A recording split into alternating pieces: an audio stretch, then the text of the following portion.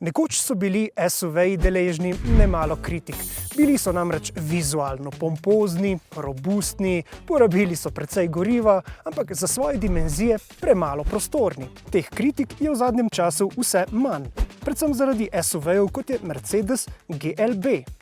Ravno prostornost je celo njegova glavna značilnost. Tudi v drugi generaciji ima namreč prostora celo za 7 potnikov. To je torej pravi družinski SUV.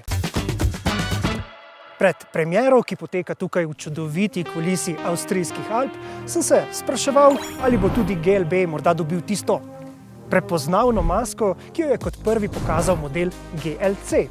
No pa ni čisto tako, tukaj namesto tistih svetlečih kvadratkov 94 svetlečih zvezd. Poleg tega pa ima nekako po vzoru razreda G strmo vetrobransko steklo in zelo terensko kratka previsa.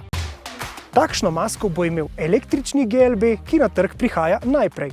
Nekoliko kasneje pa bo sledil še hibridni GLB. Ta bo imel 48-voltni hibridni pogon z 1,5-litrskim bencinskim štirivaljnikom in pa elektromotorjem integriranim v menjalnik. Hibridni GLB pa bo imel nekoliko bolj klasično masko.